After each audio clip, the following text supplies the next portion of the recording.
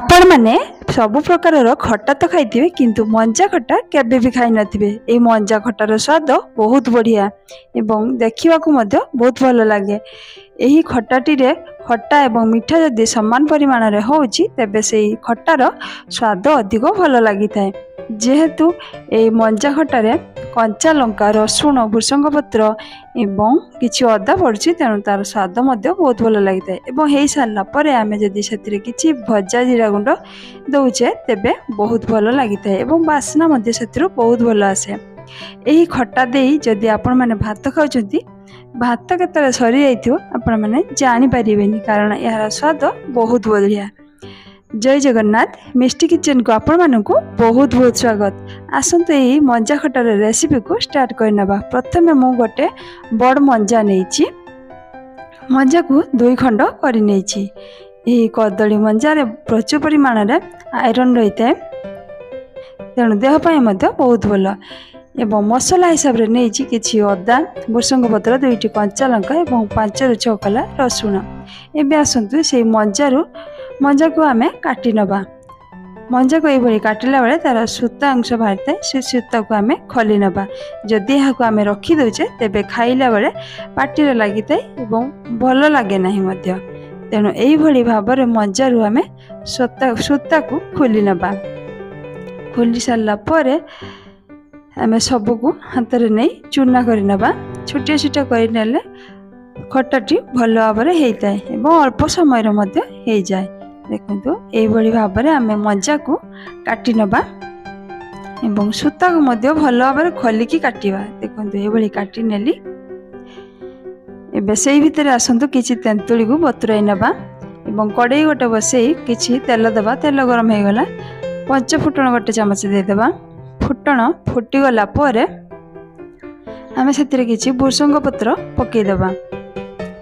भृषंग पत्र पकेई सारला परे आमे अदा एवं रसुण को एवं कंचा लंका सेतिरे छेची रखिथिली सेतिरे देई देली। देई सारला परे आमे याको भल भाबरे भाजी नबा। जेमिति रसुण एवं अदार बास कंचा वासना रहिबो नै। एबे सेतिरे हाफ चामच लंका गुंड दे देबा। एबे आउ किछि समय एपट सेपट करि नबा। एबे भल भाबरे हे गलानी। एबे काटी रखिथिबा मंजा को आमे सेतिरे देई देबा। देई सारला परे परिमाण अनुसार लूण किछि देबा।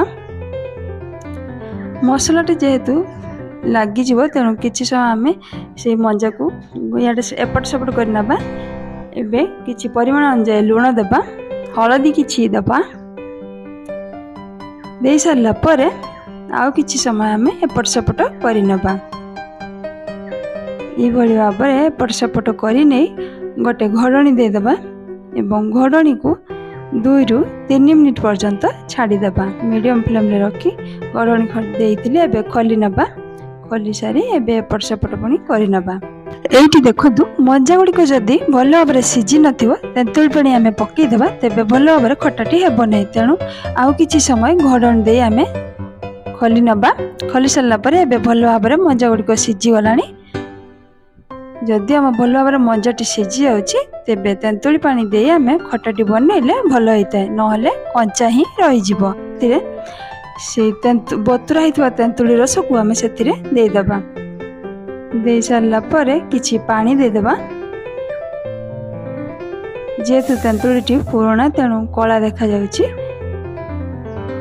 एबे सेतिरे किछि पानी दे गळै नबा एवं फुटिवा को छाड़ देबा।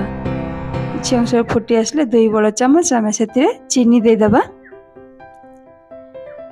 एबे गळै नबा। गळै नै फुटिवा को छाड़ी देबा। जदि मो वीडियोटी आपन को भल लागे तेबे लाइक एवं सब्सक्राइब करिया को भूलिबेनी। एबे देखंतु खटाटी भल भाबरे फुटी गलानी। सेतिरो बास्ना मध्ये बहुत भल आसुची। देखंतु कलर जेमती देखा जाउची एवं बास्ना मध्ये सेतिरो बहुत भल आसुची। ए बास्ना रे आपन मानकु भात खोली खाया को इच्छा हबो। एबे मोर भल भाबरे खटाटी बनि गला। अन्य पात्र को खोली नबा। खोली सारला परे गोटा जीरा को मु भाजी गुंड कर रखिथिली सेतिरे पकेई देबा। पकेई सारला परे आमे चामच साहाय्य भल भाबरे गळै नबा जेमिति कि खटा चारिकड़ मिसी जिवो एवं तार स्वाद बहुत भल लागिवो। यही कंचा जीरार बास्ना बहुत भल आसी था। तेणु जेकोसी तरकारी आम जदि कंचा जीरा को भाजी गुंड कर रखी आम सभा शेष पकाउे तेबे बहुत भल लगी था। तरकार स्वाद डबल आसता है। एबे देखो खटाटी मोर भल भाव में बनीगला। तेणु यही भाव में कंचा कदलीर मंजार खटाटे बनई भात सहित ट्राए करंतु। केमिति लागुची कमेंट बॉक्स लिखि निश्चित जनातु। वर्तमान रोची पुणी देखा नुआ वीडियो नुआ रेसिपी सह। जय जगन्नाथ।